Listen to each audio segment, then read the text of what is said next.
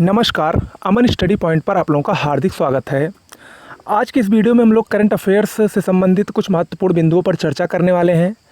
Current affairs का आज का जो सेगमेंट है जो हमारा चल रहा है उसका ये दूसरा वीडियो है और इसमें हम लोग 5 से लेकर 12 जून तक यानी एक सप्ताह के पूरे करंट अफेयर्स के जो कुछ महत्वपूर्ण घटनाएँ उसमें हुई हैं उसको देखेंगे। तो आइए बिना देर के हुए शुरुआत करते हैं। राजीव टोपनो ये हाल ही में चर्चा में रहे, किस लिए? क्योंकि ये विश्व बैंक के कार्यकारी निदेशक के नए वरिष्ठ सलाहकार बनाए गए हैं।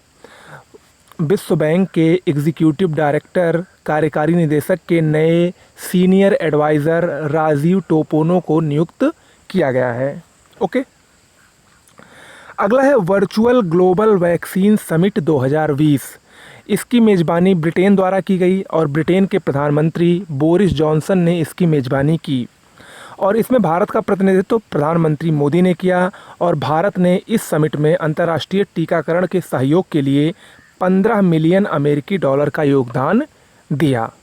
ओके दोस्तों, आगे बढ़ने से पहले चूंकि अब यूपीपीएससी का नया कैलेंडर आ चुका है तो ऐसे में आप लोग अपनी तैयारी को बहुत अच्छे से और बहुत तेज़ी से प्रारंभ कर दीजिए और उसी तैयारी के क्रम में अगर आपको जीएस हिंदी और करंट अफेयर्स की बेहतरीन पीडीएफ नोट्स चाहिए तो डिस्क्रिप्शन बॉक्स में एक मोबाइल नंबर दिया गया है, उस पर आप लोग व्हाट्सएप या टेलीग्राम के जरिए मैसेज करके संपर्क कर सकते हैं। बहुत ही अच्छी नोट्स है, ऐसी नोट्स है जो आपको पहली बार में ही सिलेक्शन दिलाने के लिए पर्याप्त है। ओके, अगला है स्पंदन अभियान। स्पंदन अभियान ये हाल ही में छत्तीसगढ़ पुलिस द्वारा पुलिस कर्मियों के लिए चलाया गया है और इस अभियान का मुख्य उद्देश्य है जो छत्तीसगढ़ पुलिस के पुलिसकर्मी हैं उनको मानसिक तनाव और डिप्रेशन से बचाने के लिए उसकी जांच करना और संगीत तथा योग थेरेपी की व्यवस्था करना प्रमुख है। इसी के लिए स्पंदन अभियान छत्तीसगढ़ पुलिस द्वारा चलाया गया है। अगला है Commonwealth Short Story Prize. Commonwealth Short Story Prize ये एशिया रीजन के लिए, एशिया क्षेत्र के लिए भारतीय लेखिका कृतिका पांडे को दिया गया है और ये उनको उनकी story the great Indian T and snacks के लिए दिया गया है। इम्पोर्टेंट है, परीक्षा में पूछा जा सकता है। अगला है वेद मारवा। वेद मारवा ये भारत के विभिन्न राज्यों के पूर्व राज्यपाल और दिल्ली पुलिस के प्रमुख रह चुके थे। इनका 8 जून को निधन हो गया। इनकी एक पुस्तक है, फेमस है, हो सकता है वो भी एग्जाम में पूछ सकते हैं। उस पुस्तक का नाम है uncivil wars pathology of terrorism in India. Important भी बुक है, वेद मारवाह की है।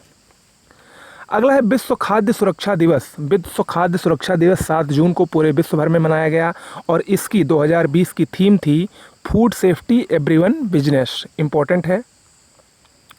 अगला है यमनेत्रा। यमनेत्रा ये तमिलनाडु की 13 वर्षीय लड़की है।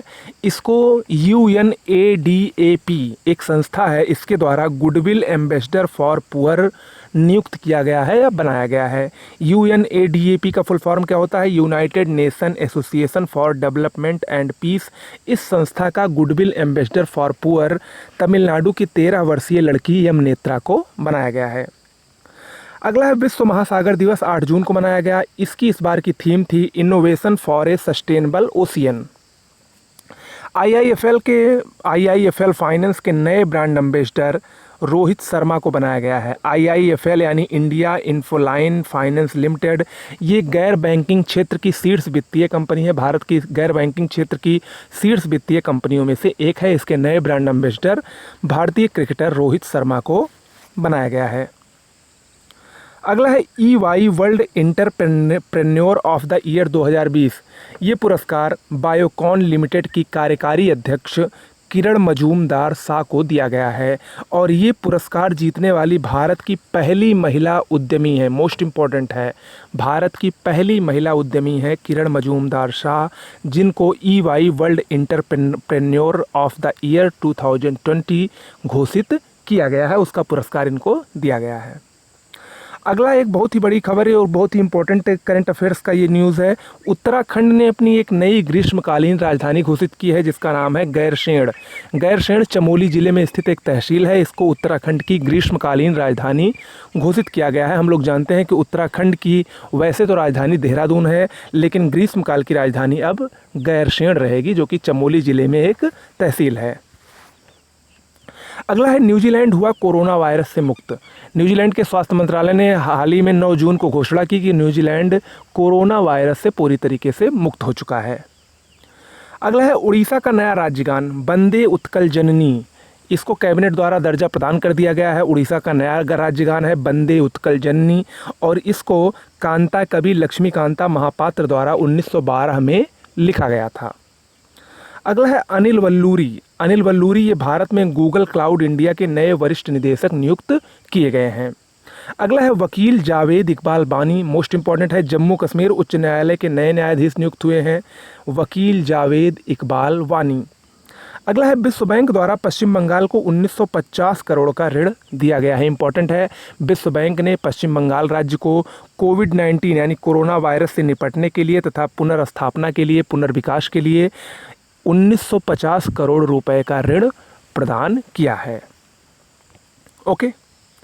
अगला है भारत में एशियाई शेरों की आबादी में रिकॉर्ड वृद्धि दर्ज की गई है। इंपॉर्टेंट न्यूज़ है ये। 29% की रिकॉर्ड वृद्धि भारत में एशियाई शेरों की आबादी में दर्ज की गई है। अब एशियाई शेरों की कुल संख्या 2020 में 674 हो गई है, जबकि ये 2015 में 523 थी। ये एक अच्छा संकेत है पर्यावरण संतुलन बनाए रखने का।